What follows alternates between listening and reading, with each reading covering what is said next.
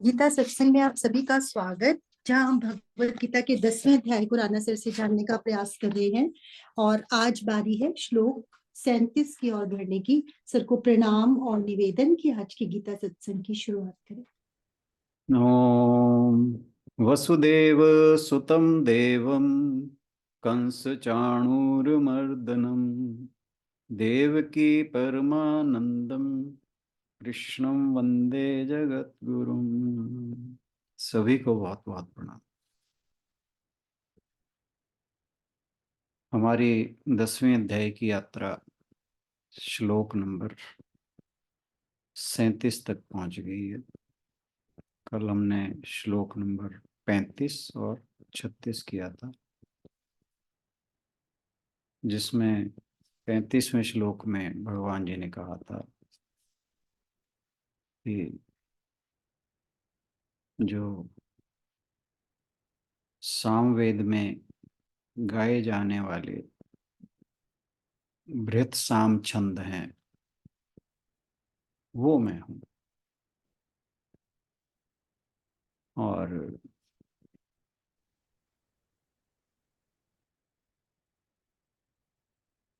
मासों में यानी महीनों में, जो 12 महीने होते हैं उनमें मार्ग शीर्ष में, और ऋतुओं में मैं वसंत हूँ। तो जो सामवेद है, हमने पहले भी बात की थी कि ये गायन शैली में छंदों में दिया गया, जैसे कीर्तन या भजन के रूप में गाया जा सकता है। इसलिए भगवान ने वेदों में सामवेद को अपनी विभूति चुना है। और 12 महीनों में मार्गशीर्ष, तो कहते हैं कि ये महीना जो है आध्यात्मिक लाभ के लिए जो पूजा अर्चना की जाती है, ध्यान भजन किया जाता है, उसके लिए बहुत उत्तम है। इसलिए भगवान कहते हैं कि ये 12 महीनों में ये महीना में है। फिर कहा ऋतुओं में मैं वसंत हूँ। आप जानते हैं कि जो वसंत ऋतु है, सभी ऋतुओं में केवल यही एक ऋतु है जिसमें बिना वर्षा के भी पूरा वातावरण, नए नए कोंपलों, वृक्षों पर नई नई कोंपलें आती हैं, फूलों पर, हर तरह के फूलों पर बहार आती है, तरह तरह के फूल खिलते हैं। और बहुत से जो, जिन्हें हम डेवलप्ड कंट्रीज कहते हैं, उनमें इस ऋतु का आनंद नहीं अवेलेबल है। तो ये वाकई हम भारत में सौभाग्यशाली हैं कि हमारे यहाँ वसंत ऋतु आती। और भगवान जी ने कहा कि सभी ऋतुओं में मैं वसंत हूँ। और इसके बाद भगवान जी कहते हैं कि 36वें श्लोक में आकर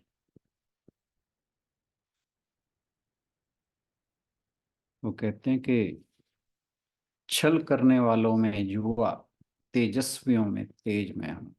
जीतने वालों की विजय, निश्चय करने वालों का निश्चय, और सात्विक मनुष्यों वालों का सात्विक भाव में हूँ।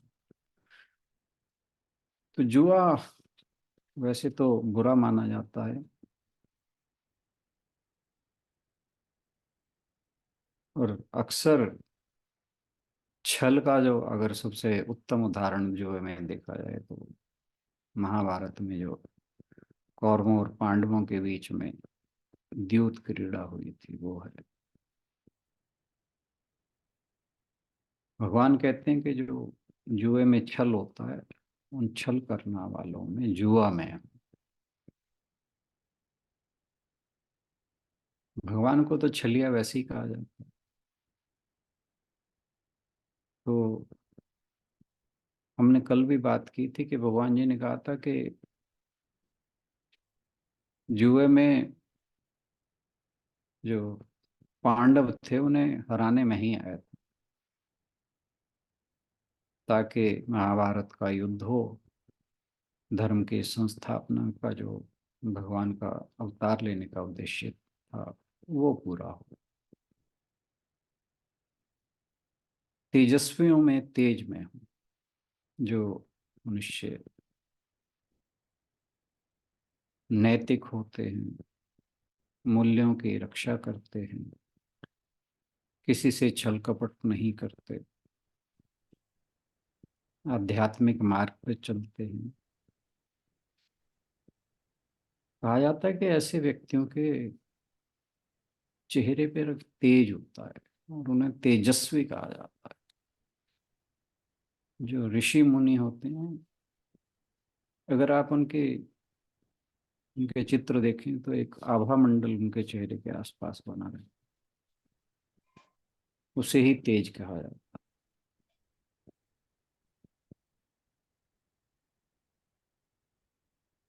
और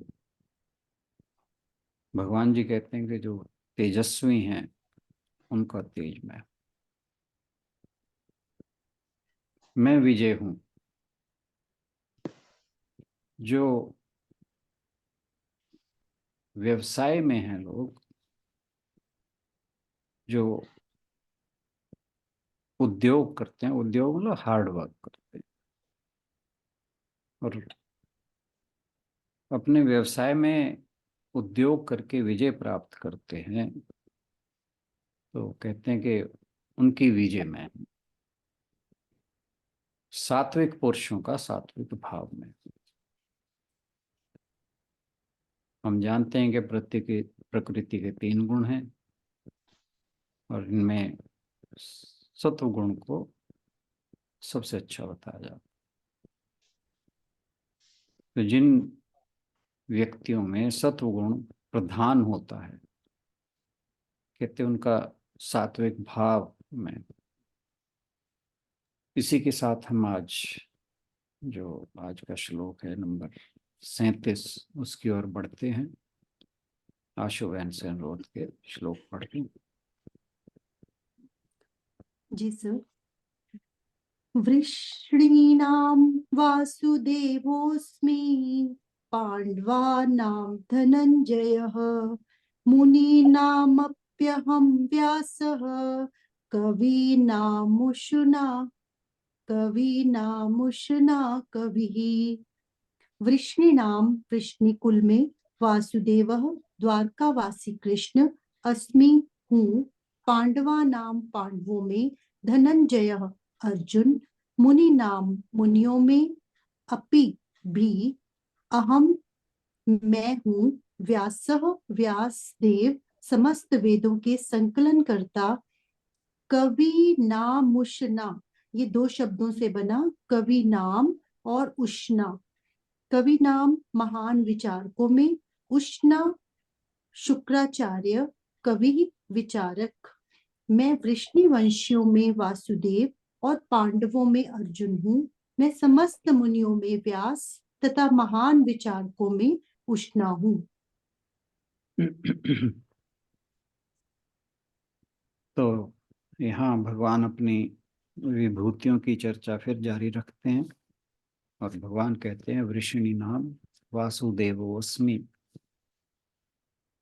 मैं वृष्णियों में कृष्ण हूँ।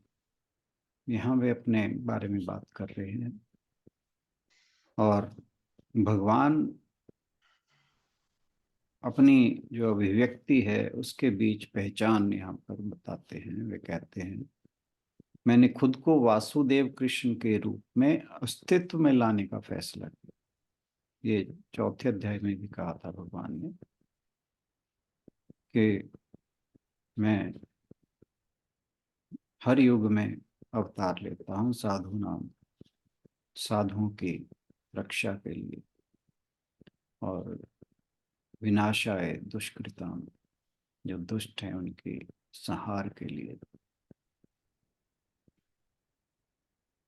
लेकिन मैं खुद भगवानों का भगवान हूँ। मैं खुद नारायण कृष्ण हूँ। यहाँ उनका भाव यह दिखाना है कि वे सर्वोच्च हैं, सृष्टिकर्ता ब्रह्मा से भी अधिक सर्वोच्च हैं। वे जन्मा अमर सर्वशक्तिमान भगवान, सारी सृष्टि का भगवान है। वे वसुदेव के पुत्र हैं। यादवों के ही अंतर्गत एक वंश आता है जिसे वृष्णि वंश कहा जाता है। आप जानते हैं कि भगवान श्री कृष्ण के कई नामों में एक नाम वार्ष्णेय भी है, जिसका अर्थ है वृष्णि कुल में जन्म लेने वाला। ऐसा कहा जाता है कि जो वृष्णि राजा थे वे राजा यदु के वंशज थे, जिन्होंने चंद्रवंशियों की प्रमुख शाखा चंद्रवंश की शुरुआत की। तो वे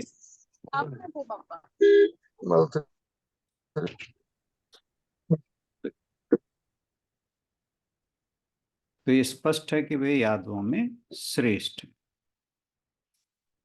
श्रीमद् भागवत में भी आया है कि कृष्णस्तु भगवान स्वयं, के जो श्री कृष्ण है वो स्वयं भगवान ही हैं। और कृष्ण का एक और अर्थ है जो उन्होंने कहा है कि वृष्णि वंश में कृष्ण में हूँ, कि कृष्ण वे है जो सबको आकर्षित करता है, सबसे आकर्षक।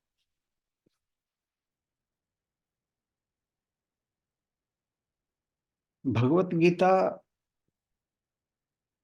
अर्जुन के प्रश्न पूछे बिना और ऋषि व्यास के द्वारा महाकाव्य जो महाभारत लिखा गया है उसके बिना कभी संभव नहीं हो सकते थे।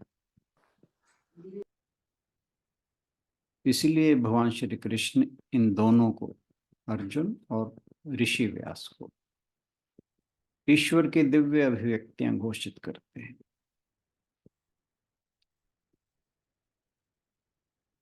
अर्जुन और व्यास जी दोनों ही अपने आप में बड़े प्रमुख थे। तो भगवान जी यहाँ कहते हैं पांडवा नाम धनंजय। आप जानते ही हैं कि अर्जुन को ही धनंजय कहा जाता है, क्योंकि उन्होंने युद्ध में बहुत से राजाओं को हराकर धन एकत्रित किया और उस धन का उपयोग अच्छे उद्देश्यों के लिए किया। इसलिए उन्हें धनंजय कहा जाता है, धन अर्जित करने वाले। भगवान के यहाँ यह कहने का उद्देश्य कि वे पांडवों में अर्जुन है। पांडवों में युधिष्ठिर नहीं कहा उन्होंने। युधिष्ठिर पांडवों में सबसे बड़े थे, आप जानते हैं, और बड़े ही पुण्य आत्मा, बहुत धार्मिक, भगवान के बहुत महान भक्त थे। लेकिन भगवान जी यहाँ कहते हैं कि पांडवों में अर्जुन हो, युधिष्ठिर नहीं। अर्जुन इस बात को सुन रहा है और वह जरूर चौंका होगा इस बात को सुन। भगवान कहते हैं कि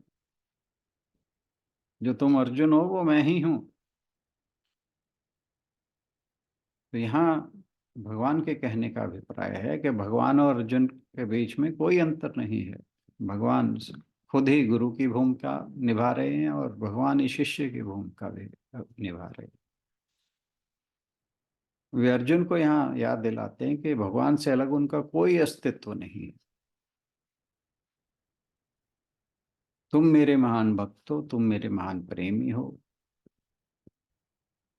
यही स्थिति हम सब प्राणियों की है।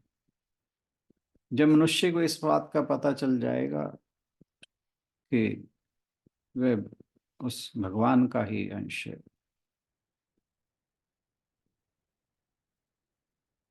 भगवान जी ने गीता में बाद में कहा भी है, ममई वंशो जीव लोके।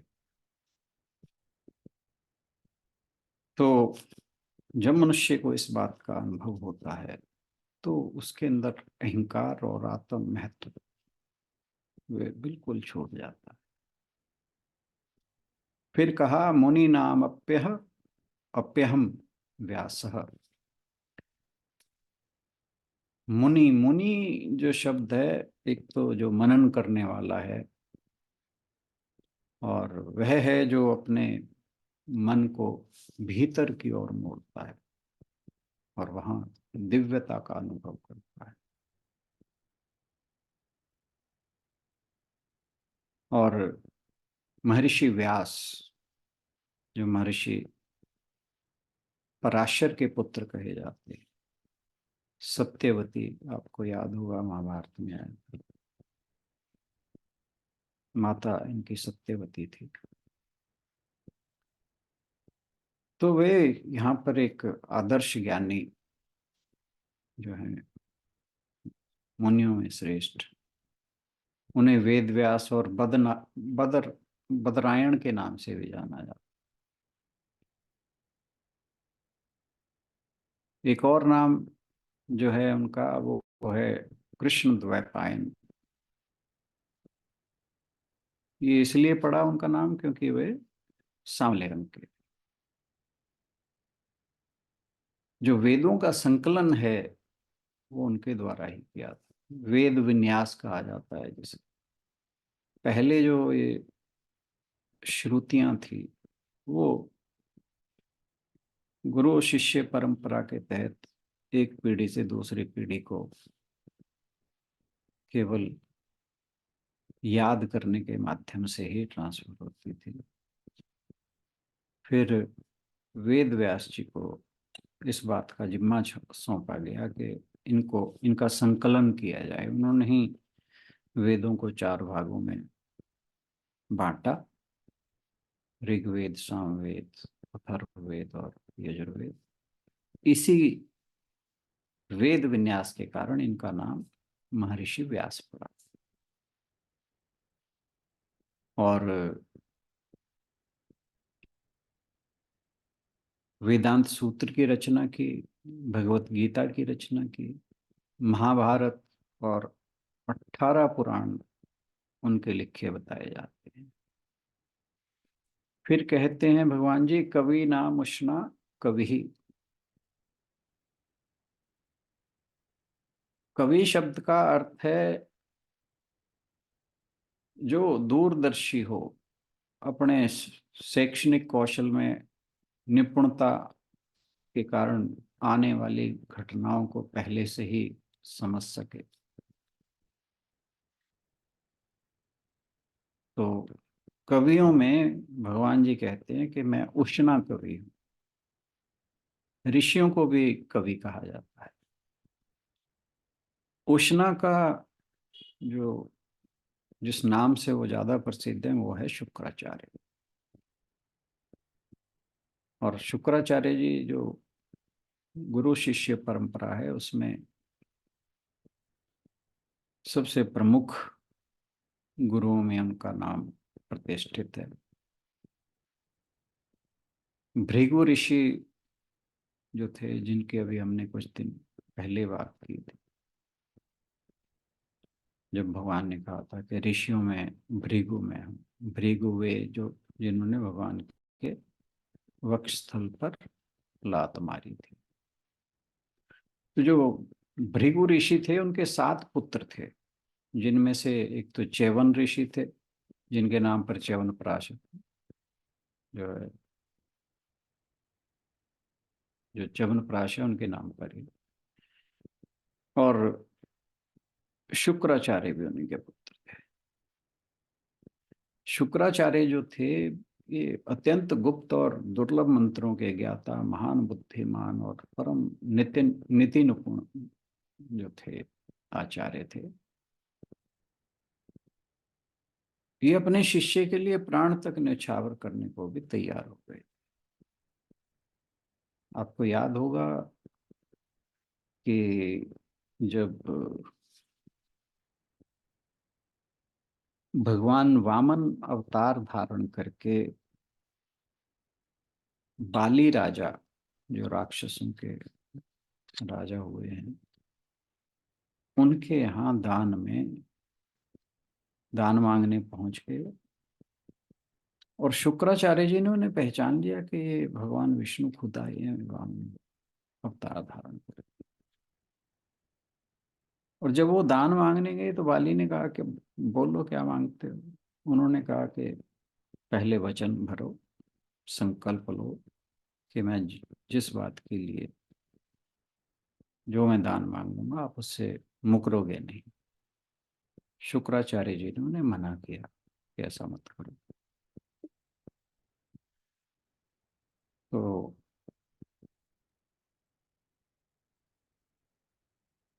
जो बाली थे वो अपनी बात से डिगे नहीं। हालांकि वे राक्षस कुल के थे पर बहुत ही भगवान के भक्त। तो कहा जाता है कि जब वो संकल्प ले रहे थे तो आप जानते हैं ना, एक लोटा होता है जिसमें आगे डंडी लगी होती है जिसमें से पानी निकलता है। तो वो जब संकल्प के लिए पानी उसमें लाया गया तो कहते हैं कि उसके छिद्र में घुस के बैठ गए, सूक्ष्म रूप धारण कर। शुक्राचार्य जी, ये देखिए ये जो बात कही ना, मैंने इसलिए इस बात को लाया यहाँ पे कि वे अपने शिष्य के लिए प्राण न्यौछावर तक करने को भी तैयार हो। तो वामन भगवान जी को समझ आ गई कि शुक्राचार्य बैठा है इसमें से इसलिए पानी नहीं निकल रहा। उन्होंने तिनका लेके उसकी आंख फोड़ दी, उसमें तिनका डाल के फिर वो बाहर निकले। तब जो संकल्प हुआ फिर उन्होंने 3 कदमों में पूरी धरती तीनों लोक नाप लिए। और तीसरा जो पग था वो पूरा नहीं हुआ तो बाली जो था, राजा बलि, बाली नहीं, राजा बलि, उन्होंने अपने सिर पर रखकर तीसरा पांव पूरा किया था। भक्त प्रहलाद के भगत प्रहलाद जो थे वो इन्हीं के कुल में हुए। तो ये अपने शिष्य के लिए प्राण न्यौछावर करने को भी तैयार हो गए थे। उन्होंने भगवान शिव से मृतकों को पुनर्जीवित करने की तकनीक सीखी जिसे संजीवनी विद्या कहा जाता है, मृत संजीवनी कहा जाता है। बाद में वे राक्षसों के गुरु बन गए, लेकिन उन्होंने उनके किसी गुण को नहीं अपनाया राक्षसों के। और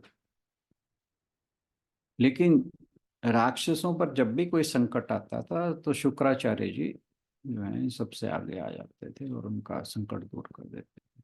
देवताओं के पुरोहित जो थे वो बृहस्पति जी थे और दैत्यों के शुक्राचार्य। अपने शत्रु बृहस्पति जो थे उनके पुत्र कच्छ को इन्होंने संजीवनी विद्या सिखाई।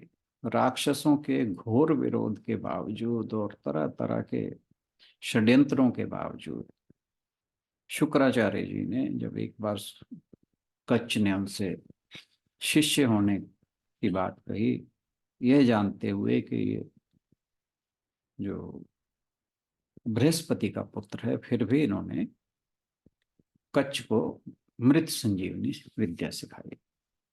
क्योंकि जो देवता थे उन्हें हमेशा हार का सामना इसलिए करना पड़ता था कि जो भी मुख्य राक्षस युद्ध में मर जाते थे उन्हें पुनः जीवित कर देते थे। इसलिए फिर देवताओं ने अपने गुरु जो बृहस्पति थे उनसे आग्रह किया कि इस विद्या को किसी तरह सीखा जाए। तो उन्होंने अपने पुत्र कच्छ को छद्म वेश धारण करके भेजा। और फिर जब ये रहस्य खुल गया कि ये बृहस्पति के पुत्र हैं, लेकिन एक बार शिष्य स्वीकार कर लिया तो इन्होंने उसे मृत संजीवनी शिक्षा सिखाई। कहते हैं कि जो उनके जन्म का दिन है शुक्रवार, वो भारत में सप्ताह के दिन के लिए इस्तेमाल किए जाने, इसीलिए इस उन्हीं के नाम पर इस्तेमाल किया जाता है। और भगवान ने शुक्राचार्य को ईश्वर का स्वरूप बताया। Next we move on to shloka number 38। आशुबैन।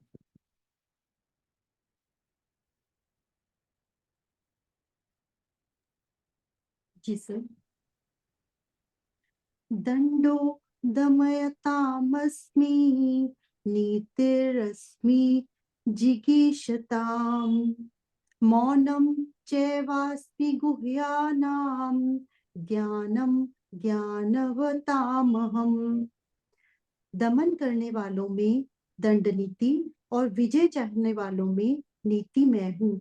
गोपनीय भावों में मौन और ज्ञानवानों में ज्ञान मैं हूँ। इस श्लोक में भगवान श्री कृष्ण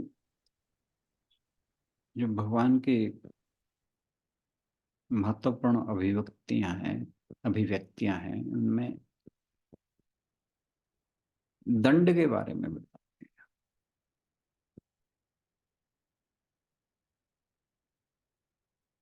हमने दूसरे अध्याय में, आपको याद होगा, श्लोक नंबर 62 और 63 में ये बात जानी थी कि जब इंद्रियां विषयों पे ध्यान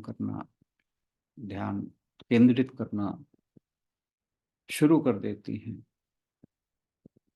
तो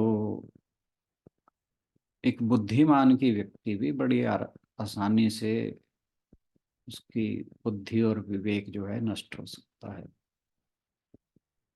और जिसके कारण मनुष्य का पतन हो जाता है। तो जो समाज के अपराधी हैं उन्हें दंडित करना भी आवश्यक है ताकि दूसरों को सबक मिले।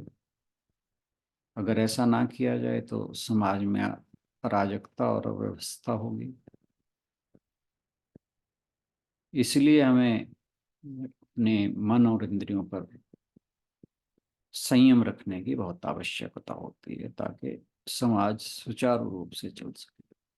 इसलिए भगवान कहते हैं दंडो दमयताम अस्मि, कि जिसका अर्थ है जो अधर्मी और अनियंत्रित तत्व हैं उनको पाप पूर्ण आचरण से रोक। सजा का डर जो व्यक्ति को सही कार्य करने के लिए प्रेरित।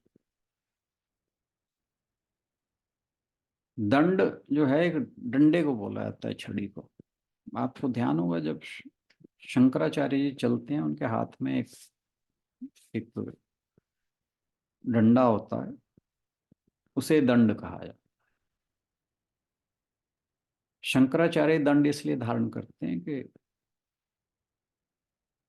जो भारत है, पृथ्वी है, उस पर धर्म का शासन। तो उन ताकतों में से जो राजनीतिक जीवन में लोगों को अनुशासित करती है, समाज में व्यवस्था बनाती है, भगवान कहते हैं कि मैं दंड हूं। दंड का अर्थ है छड़ी, और यह कानून लागू करने वाली शक्ति है। शासक का कर्तव्य अपराधी को उचित दंड देना है, जो न्याय का प्रतीक है। ऐसा करने पर जो अभियुक्त होता है उसे लगता है कि उसके साथ सही व्यवहार किया गया है, क्योंकि जब आप कुछ बुरा करते हैं तो स्वयं को दोषी तो महसूस करते ही हैं, और जब यह दोष की भावना आपके अंदर आती है और आप जानते हैं कि आपने कुछ बुरा किया है, तभी आप स्वयं को सुधारने की कोशिश करते हैं।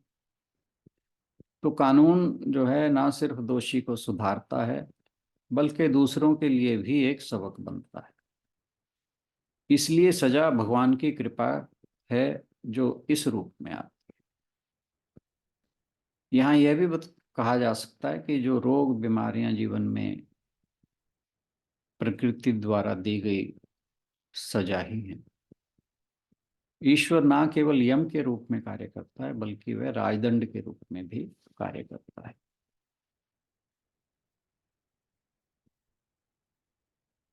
जो दंड है उसी के कारण लोग सही रास्ते पर चलते हैं, और ये बिल्कुल सच है कि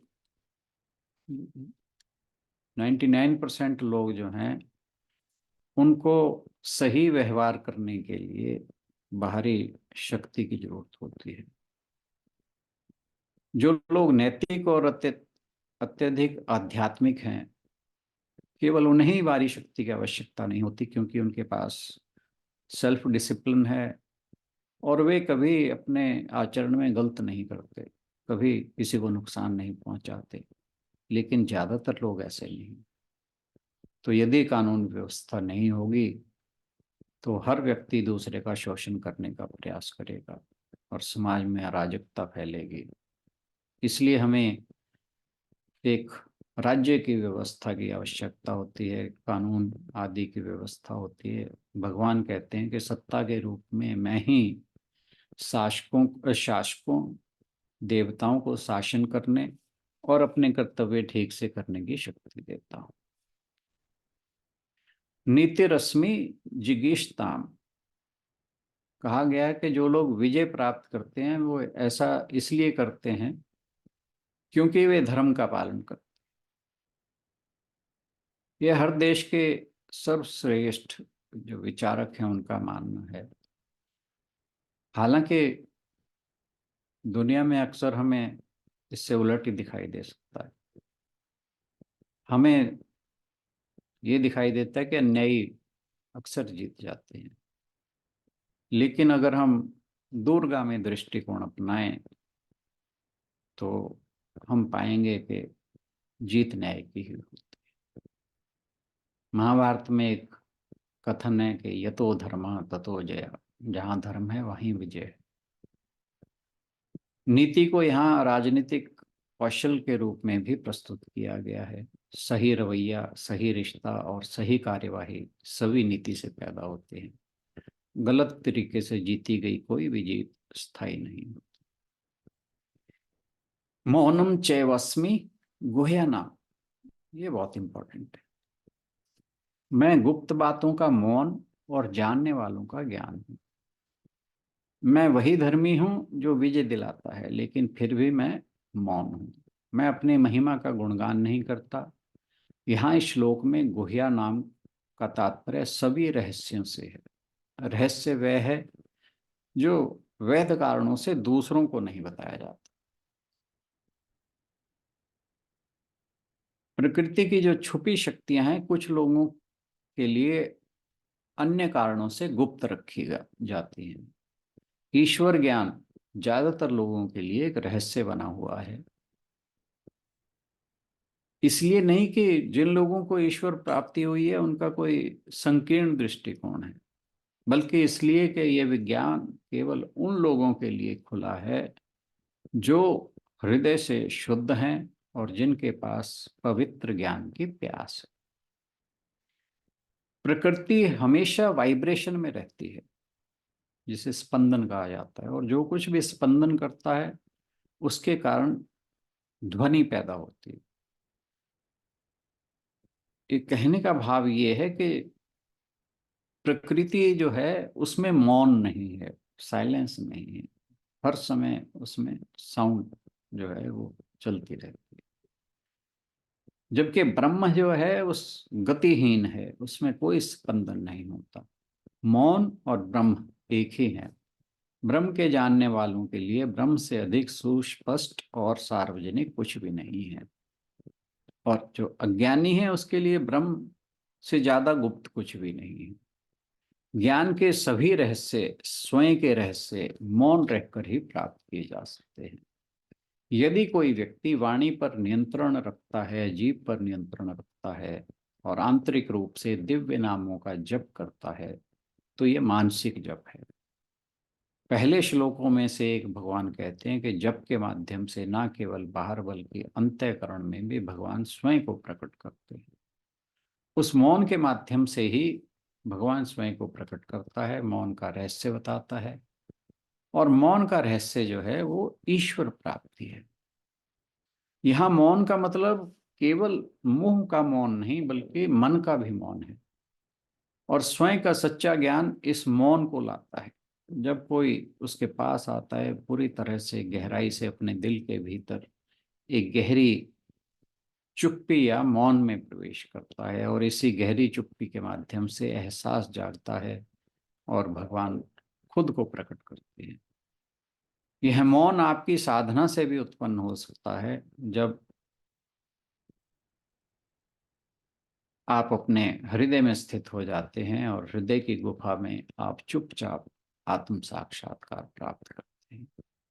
आप वास्तव में उस वास्तविकता को व्यक्त नहीं कर सकते जो वाणी से परे, विचार से परे और विचारधारा से परे है।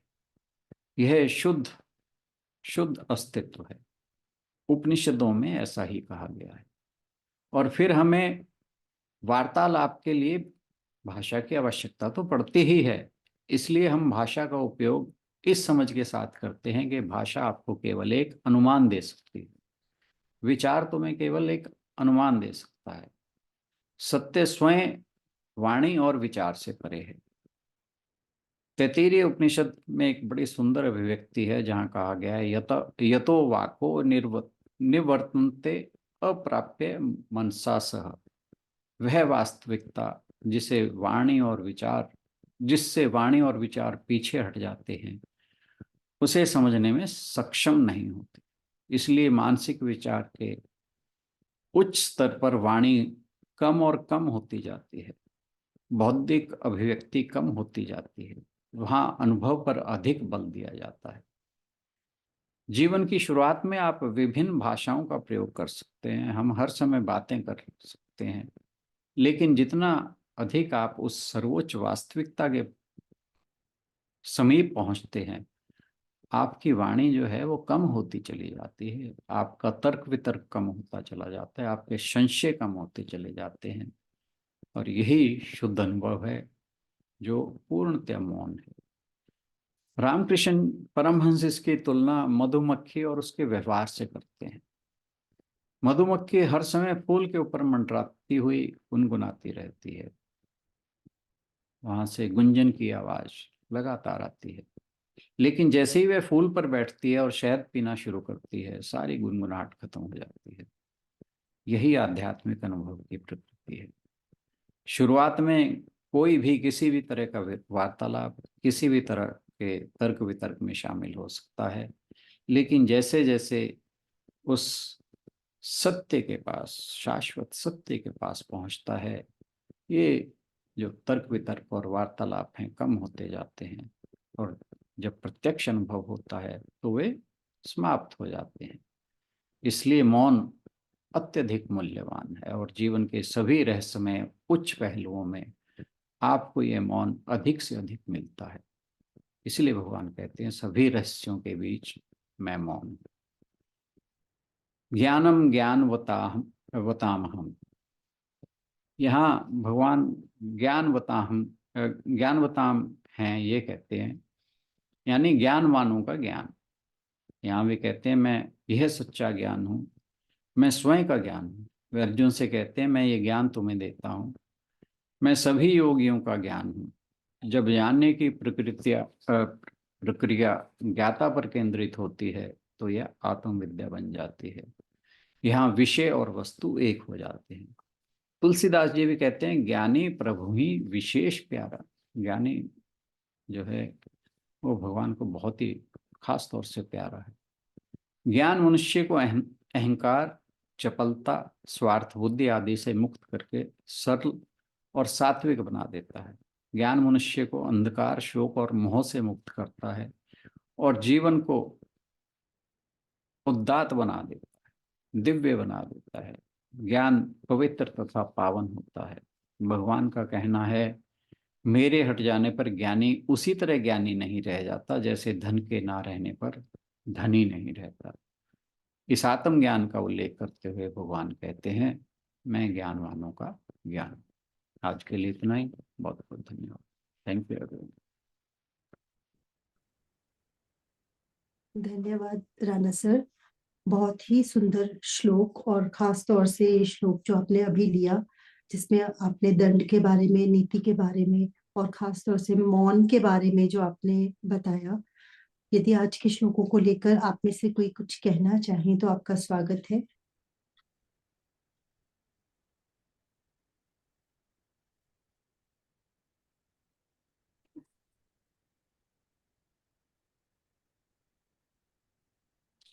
चलिए फिर इसी के साथ समापन की ओर बढ़ेंगे। सर, आज मेरे नाना जी की बर्थ एनिवर्सरी है, तो प्लीज आज का समापन गायत्री मंत्र से कर देंगे।